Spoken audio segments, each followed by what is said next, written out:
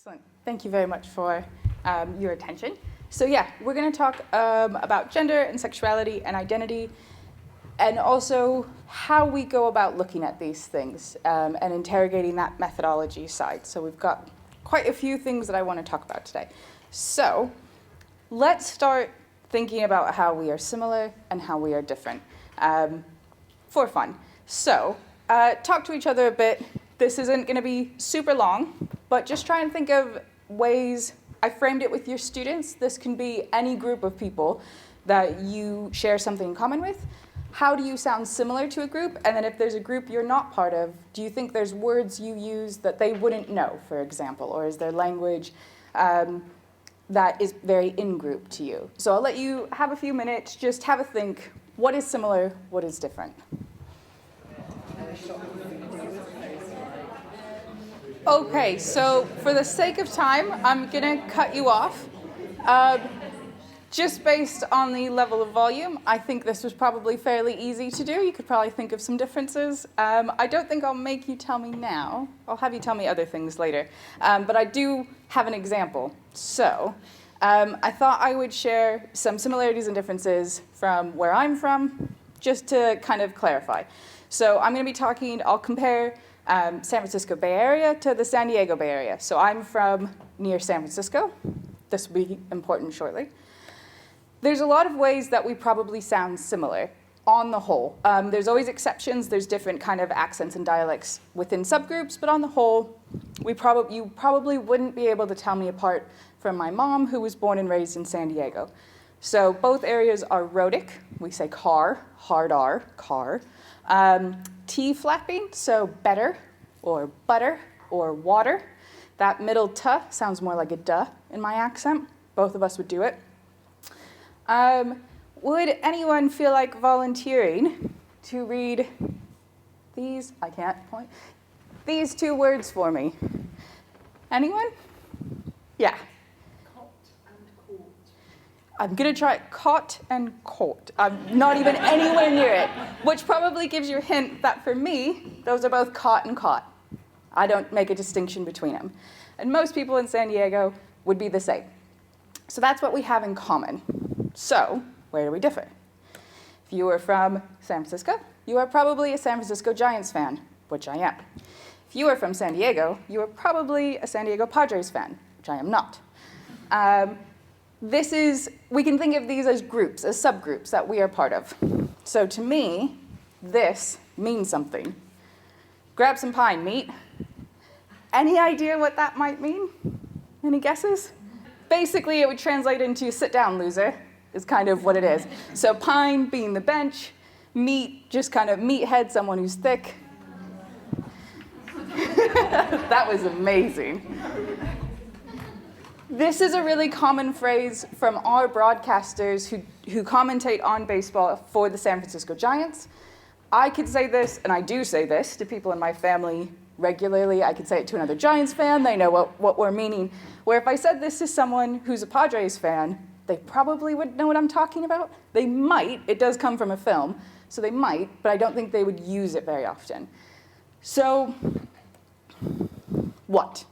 Why? These kind of in-group similarities and differences relate a lot to the variationist sociolinguistics that I want to talk about today, and that being part of something or not part of something, and how that impacts our language. So before I get into that, I think it'd be really helpful to talk about what do I mean by variationist sociolinguistics. So that's the kind of linguist that I would say I generally am. And what this means is it's a branch that kind of systematically looks at language differences within society, that we typically have some sort of category that we compare to another category and see if there is consistently patterned differences between them. In order to do this, we normally need some sort of linguistic variable, so we need to look at some feature that we are measuring in some way, which I will talk about a lot more. But that's our variable. How does it change between these groups? We also need to be aware of the whole context of everything, so that's what this principle of countability is. Every time you look for that feature, where it could or couldn't be. So when I said I tap, and I say water and better, butter, you need to include every time that that potential T in the middle occurs, and not just the times I tap. Because I've now lived here for 10 years, maybe I say better, probably not, that sounded weird, but I might say better at some point. You would need to include that in the data so we can look at something like percentages. We don't want to just look at when I tap and say, well, she did it 10 times. Okay, 10 times out of what? So that's what we want to make sure we're looking at the whole picture. But how we go about this process differs, and what we're looking for might change how we go about it. And so that's getting us into this fun concept around the waves of variation. I'm going to talk about this for a bit, so if it doesn't immediately make sense on the board, I promise it will. But this is an idea put forward by Penelope Eckert in 2012 that talks about these 3 waves of variation, and it's kind of how researchers, how variationists, so people like me, have approached doing linguistic work. What is the methodology that they used? You've got a first wave, and this is something that looks at large-scale categories. Again, we'll talk about this in a minute in more depth. And these categories typically are researcher-defined. So you, as a researcher, go in and you say, these are the categories, and I've put you in them. And this ties in, if it means something to you, Lebov's department store study, that would be a first wave study, which I will explain if that doesn't mean anything to you. The next stage is the second wave, where we look at more local categories, so things that matter to that specific community. And in order to get to that local category, you normally need to know the community better. So there might be something like ethnography, where you follow a specific group over time, so you can learn what's important to them. And this is often associated with Leslie Milroy's Belfast study. Again, I'm going to talk about all of these, but in case that fires anything off for you now, that's a reference point. And then the third wave is interested in things around style and individual meaning and creating that identity. Again, this can be quite heavy with ethnography because you need to know people well enough to know what kind of identity they are creating. This is often associated with Eckert's jocks and burnout study, though I asterisk it because she put it in the second wave, but a lot of people think it's third, so I'm going to go that way. And we'll see what these look like. So the important thing to note is they might have happened kind of chronologically in terms of when these studies appeared, but it certainly doesn't mean that they have to be chronological. So there's still a lot of first wave studies that happen right now. The second and third wave have a lot of overlap. It's messier than just kind of chronology, but this is how they appeared in the development of the field.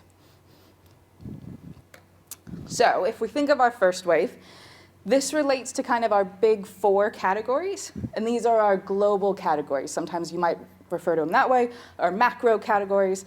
So these are things like social class, region, gender, and age. These are quite broad ideas.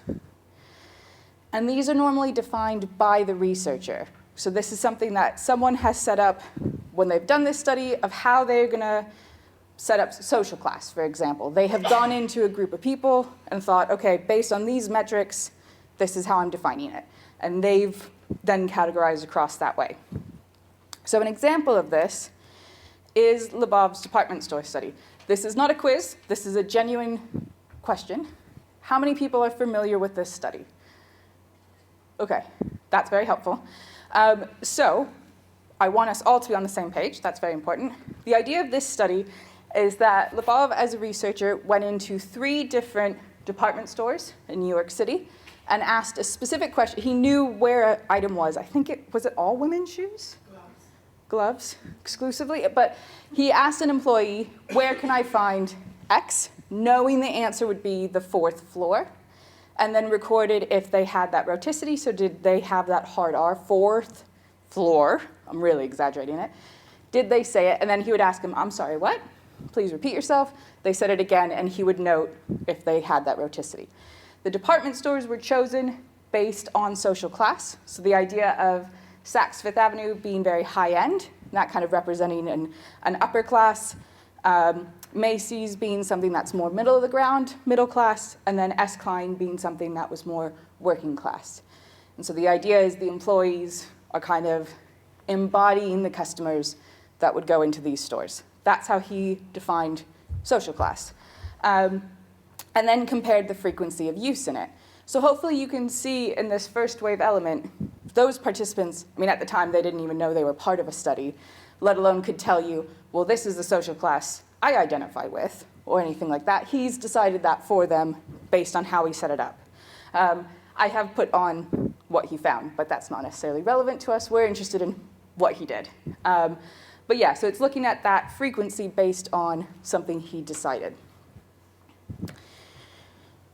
Which takes us to some of our advantages.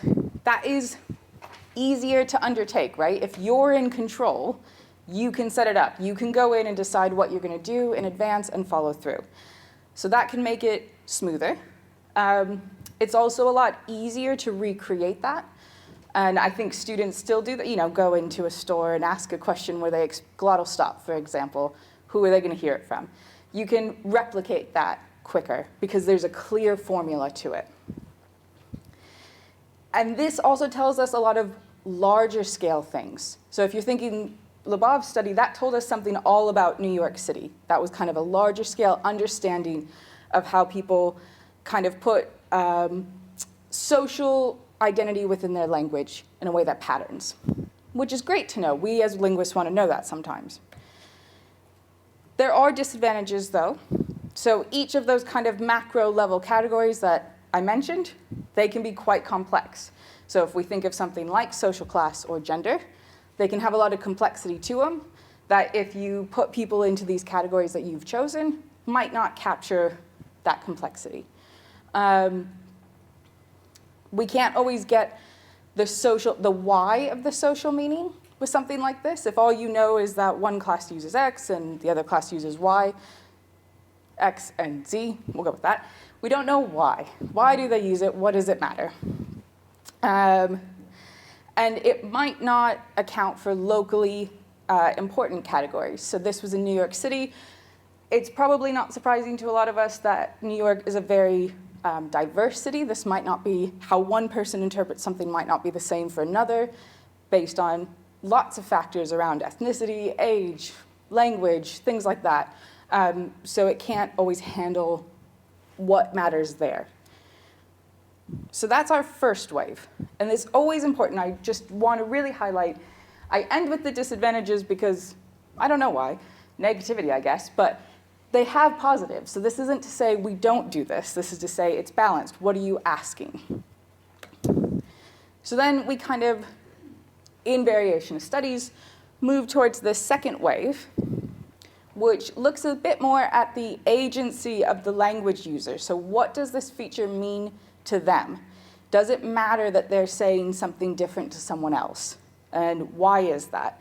And to get to that, you need more of this ethnographic approach. So kind of being part of a community, following the same people for a significant amount of time where you're observing them so that you can learn more about their lives and not just a one-off recording.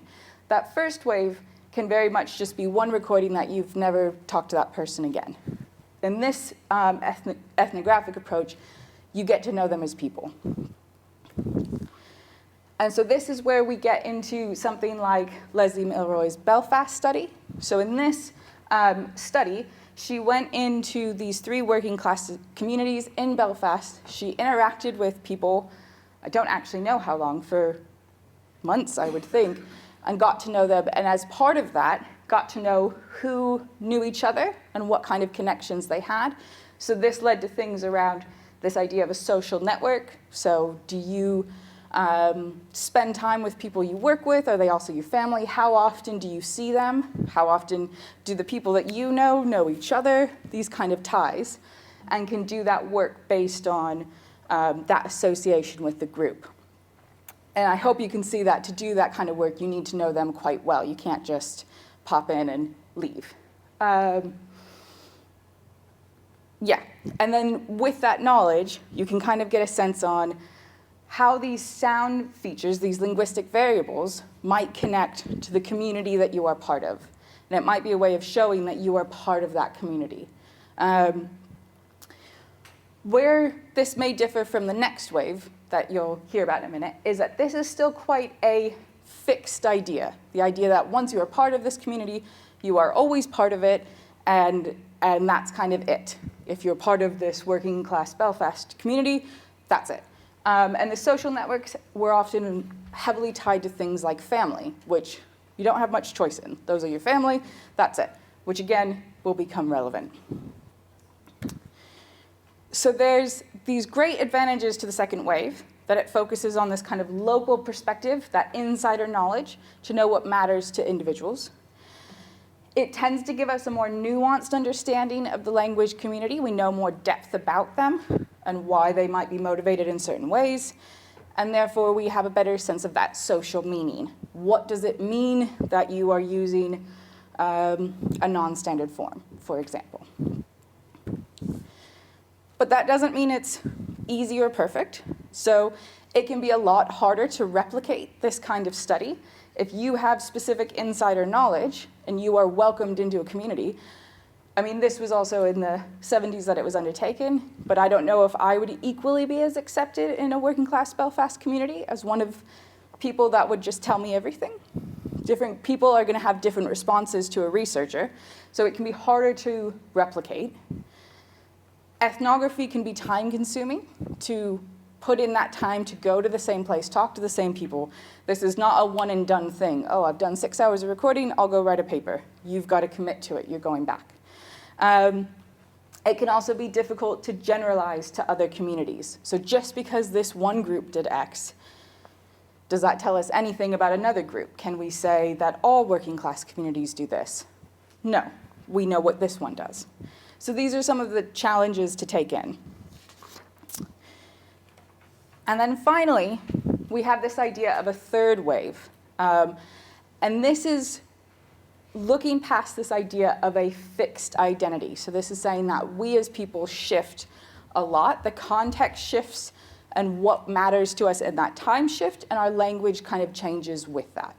And so it's looking at things like style, and it's using language to express identity and group membership, but also importantly, that your use of language might also make you part of that group, that it's kind of a two-way street. It's not just, I use this because I'm part of a group, but because I use this, I am part of the group. It goes cyclical.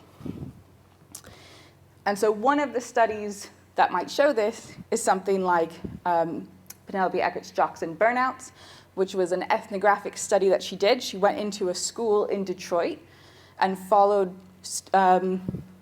the school for a while and watched groups and looked at how they interacted with each other, how they interacted amongst themselves, just kind of generally observing students while also collecting some linguistic features. And in this, she kind of established this idea of two groups, the jocks on one hand and the burnouts on the other. The jocks being the group that were invested in school, that were interested in academics, but also interested in participating in school and being active in it. And then the burnouts who were not interested in school, that did not want to be there. They were more connected to going into Detroit and spending time outside of school activities. And she found that they used linguistic features differently in a way that kind of marks what group they were part of. And that using that language was a way of signaling where they were kind of in this attitude towards school. And importantly, it wasn't, say, just across class lines. So it wasn't like all jocks were middle class and all burnouts were working class by any means. It was more complicated. And that's why we needed to look at what was important to them, which was this concept of jocks and burnouts, and not a preconceived idea that she would come in with of, oh, well, it must be across class lines, for example. And she also found some really interesting gender differences where there were some girls who used the features even more strongly. And she kind of had different arguments of these burnout girls, that because girls had less social capital associated with being burned out, weren't inherently seen as tough because of their gender, that they would use language features even more extreme to really identify themselves as part of this burned out group. If I don't have the kind of societal expectations around masculinity, I need to do something extra And one of the things they did extra was how they used different linguistic features. So hopefully you can see in this that not only is it very kind of locally important, but it's that flexibility, that agency comes through. And so as with all of this, there is the advantages that it allows for a lot of flexibility within speakers. You can get to know them as people and kind of their motivations. You get this really nuanced view of identity and how that might shift within context and who you're with. And it can kind of be better at handling that really complex social identity. So something like a gender, you can look at it in more detail, which is great. But it can be even harder to replicate, because again, you have to get into that really nitty-gritty, get to know people, which we don't all have time for, and people don't always want you to get to know them. You're not always welcomed in open arms. So it can be demanding to get that time, and then it's also difficult to generalize. So just because these kids did this in Detroit, does that work the same in Alabama? Does it work the same in Grimsby? No idea. So advantages and disadvantages. And I hope the main takeaway from this is that it's about what you're asking and what you want to know. So first wave is not bad and third wave is good, third wave is not bad. You know, it's all about what you want to know. So that's given us a bit of an overview of the motivation of how I approached my study. So now let me tell you about my study. That was a lot of intro for it, but I promise it's helpful. So we'll talk about my study, but the first thing I want to talk about is the linguistic variable, because it was chosen with purpose. So I looked at S, and this was a very conscious choice, and it has to do with how we produce S's in slightly different ways. So I think I might try and get us to produce some S's now. You can make something, I think I'll give you all the information. That might be helpful. So you can have something that's a more fronted S or a more back S. So a more fronted S being something that's higher pitch. So if you think, and you have your tongue quite forward, try that. It sounds quite fronted. Yeah, I'm hearing quite hissy, fronted, high-pitched S's. And then you can go all the way back, it almost sounds like a sh, but if you feel trying to pull these are all very extreme. So hopefully you can see how we can manipulate that one sound. It's just one sound that shows up, but how you make it can change based on things like where your tongue is. There's also some stuff with lip rounding. But it varies, and we can measure that, which is always very helpful for someone like me. So why does it vary, or why do we care? Higher center of gravity, so that's associated with that high pitch, that hissier one, the more fronted one. Higher center of gravity typically is associated with a smaller vocal tract, so where you make sounds in your mouth. And women typically have smaller vocal tracts if you're shorter. So shorter people generally have them, kids, women. And so higher peak or higher center of gravity is typically associated with women. Does this sound familiar at all from a talk from earlier? This would have something to do with that sound size symbolism. So this idea of something small being high-pitched, something big being lower-pitched. That's where this kind of idea comes from. But there's so much variation within gender groups on how you make S, and the difference between how men and women make S on averages are so extreme that it's not biology alone. It can't just be because our vocal tract sizes are different, because the differences are so big, that tells us that there's probably something social going on as well, that we're putting extra meaning into it. So that's why S is really heavily looked at in gender and sexuality research, especially sexuality. So what have we found before? So we've already got evidence that the gender of an English speaker can be distinguished just based on listening to an S token.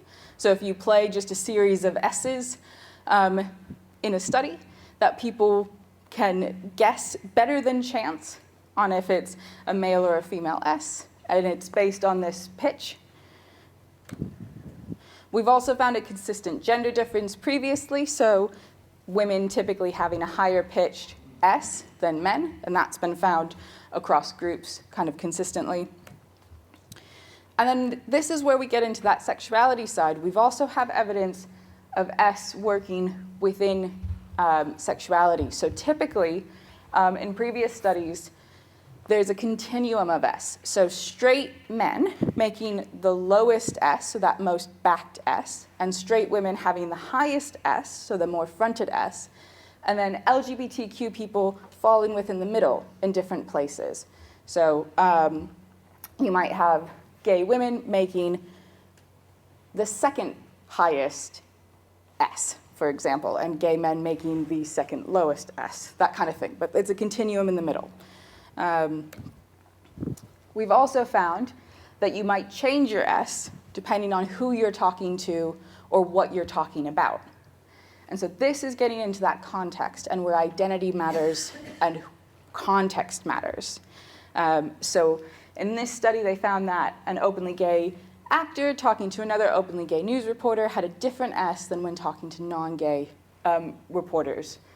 And so this idea that context shifted and mattered. And there was also a difference on topic being discussed as well. So when they talked about active LGBT issues versus talking about family life, I think in childhood, there was differences there.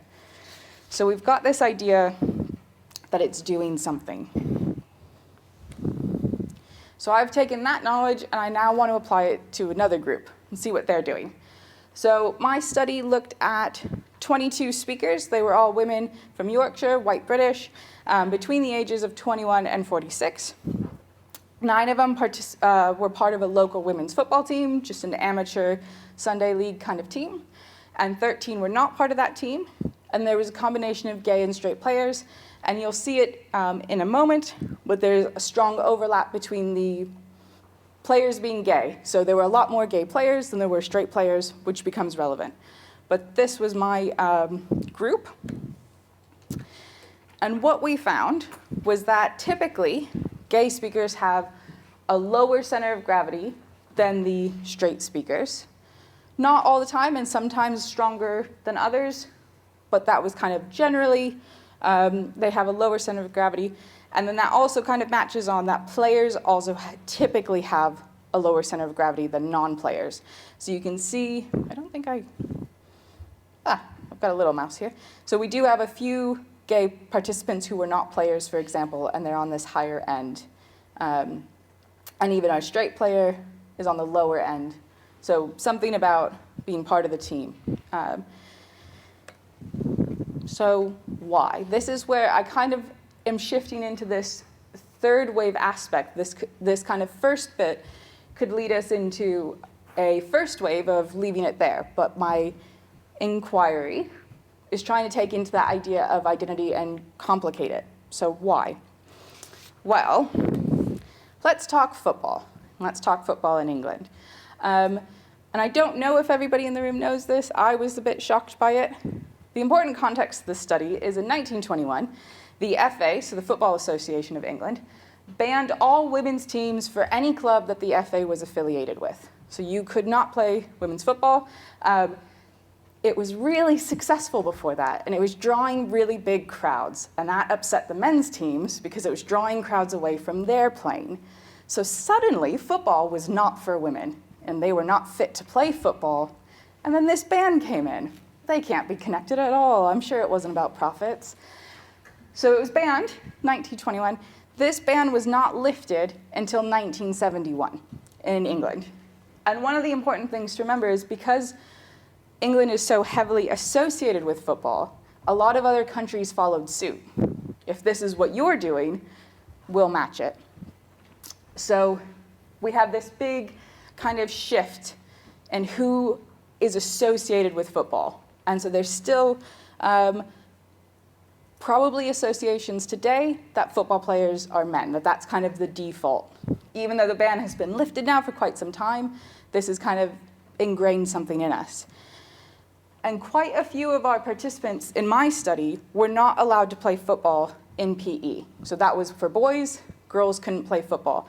I am curious now, how many people in your schools is that still true? So is there schools where girls can't play football?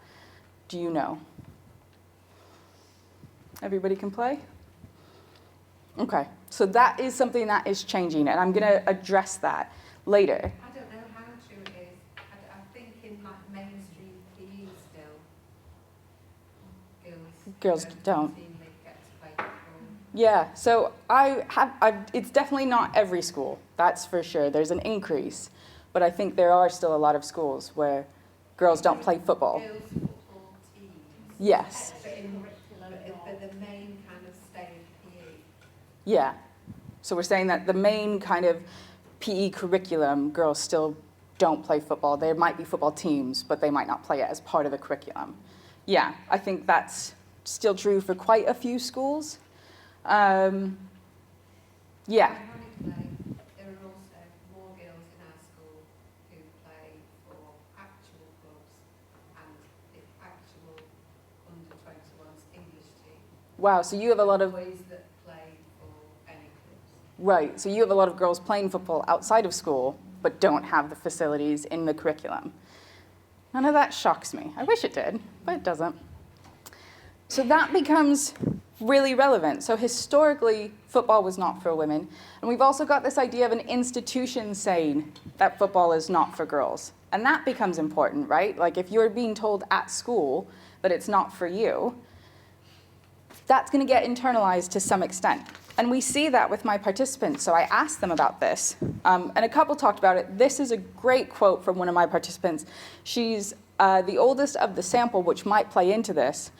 But she said, when I was a kid, I used to play left of defense up until I was sort of 12 years old. And then at 12, girls didn't play football when I was a kid. So I hung up. My dad said, right, time to hang up your boots, lady. So I did. And then just me being me, found other sports to play. But I've always regretted not continuing or being able to continue playing football through my teens and into my early 20s. And quite a few of my participants echoed this same idea that you were allowed to play football until around 11 or 12 in mixed gender, and then at that age it becomes single gender sport, and if there weren't enough girls who wanted to play football, you didn't play football anymore. You were just done. And then a few talked about not being able to play in PE and having to pester their teachers for so long until they finally gave them a ball and said you could go play keepy-ups in the corner by yourself because they didn't want to do what the girls were doing. This was a common thread for them.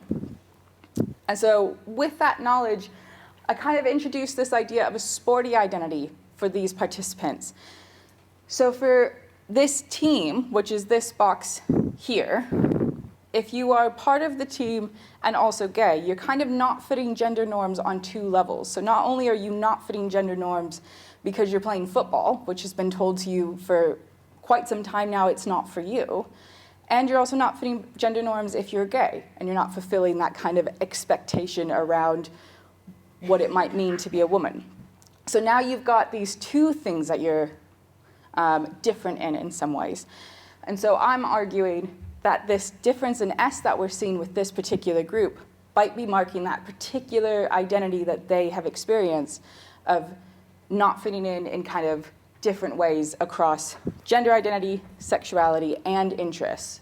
The important note to this is that when we talked, me and the participants, it was always about football. So football was something that was really relevant to us because they knew for my football participants, that's why I was recording them, was because they were part of the team. So this identity is particularly important of that time because that's why I was there with them.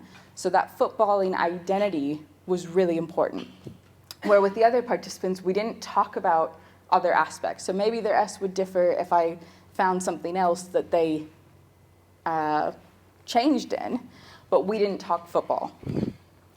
And it's also important to note that this could be of a certain time, not just context. So as women's football is becoming more common and more televised and more available, it might not have those same associations with masculinity that it did for my participants who were in their early to mid-30s, around 10 years ago. this time frame might change. So if we did this same study in another 10 years, we might not find similar results. Kind of hopefully, I guess not, if it's got less of this association. But we don't know yet, and that needs to progress. But this is trying to really contextualize the specific identity that is happening that's unique to these players. So yeah, that's where I'm trying to bring in that third wave aspect of looking at the why and the motivations, and that it's contextual. So they might not sound exactly like this if someone else went and recorded them. There could be a difference there. So with moving forward, I hope to kind of encourage this idea of complexity. These participants would have all been under the same category if we were doing a first wave study. They would have all been similar ages, similar ethnicities, similar regions. They would have been lumped together. And what we're seeing is actually they're a lot more complex when we look at context. And so I'd like to continue encouraging this. And this is something that we can look at with how people use language to demonstrate different groups. I looked at football because that's my interest. But we might use language in a certain way based on if you're a Swiftie. Maybe you're using certain language in a certain way, or I know a whole lot less about K-pop, but I do hear a lot of internet language involved, that there's a lot of word choice. What makes you part of a group? Your language makes you part of a group and also shows that you are part of it. It's all a cycle. So I'm hopeful that we can look at more of it. Perfect. So that gives us time to look at one of our extension tasks. So these are also on the toolkit website if you want a version that's closer to you and not just on the screen. But what I have provided are a few abstracts from different sociolinguistic studies. So the abstract being the summary of what they've found in that study. I haven't edited them, so they might be quite content heavy. And I'm very happy to answer any questions if there's any questions around what it means. But look at the abstract. See if you can establish how they collected their data. So what did they do to actually collect stuff? Do you think it's a first wave or a second wave or a third wave study based on how they did it? Can you take a guess? Because all of this is a bit guesswork on such a little amount of information. And it's just about thinking about what kind of questions can be answered within that data. So we'll work on the first one. As I say, these are all on the toolkit website if you want to read it closer, but it's also up here. So I'll give you time to read it and talk to each other.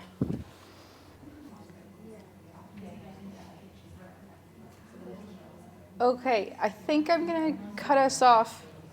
I love this because you're actually doing it, and it's exciting and that people want to talk about this stuff, and I enjoy it. So this is a challenge because I've given you such a minimal amount of information to base it on. So there's no right or wrong, perfect anything in this. Let's start with, how do I want to do this? Let's start if you have a sense of how this data was collected. How did they approach collecting data for this study? Any ideas? Do they pick the groups themselves? They can identify groups and people who go into those social groups? I think they've labeled, sorry, the statement was, do they pick the groups themselves? And I think they've given them a label, but the researchers have labeled it, but these are groups that the girls have naturally formed. That's who they spend time with. So they've just followed these groups, and they've put a label on it for ease of access, but they haven't said, go hang out with her. So I thought this is a bit more like the jocks and burnouts, sort of following and integrating into that social. Yeah, exactly. So this was relating it to the jocks and burnouts, which is exactly a very similar thing of going to a school and watching kind of high school groups that naturally occur and observing them. And so one of the key words that might have helped with this is the idea that ethnographic data, so this is that one of our key phrases here, that they went in and followed that group for a while and they observed for a substantial amount of time to understand how they interact. So that's how they collected the data. That's one of our ideas. So based on that, do we have any guesses on what kind of wave this might be?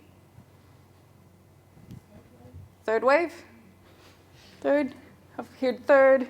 I think online, I'm guessing third. This is a pretty third wave study. This is one that I was thinking of putting in my slides. So this is looking at how these specific groups use a linguistic variable, which in this case is the tag questions, and how that constructs stances and personas, so how they kind of create their identity by using these features within that kind of specific time. So this is what makes it a third wave study, is that ethnography that's looking at this time. I think for the sake of time, and because I forgot I gave you all the answers, because that's just what happens, instead of doing the second abstract, would it be helpful to just talk some questions? Because I'd rather answer what you want to know about. So let's do questions instead. Thank you very much.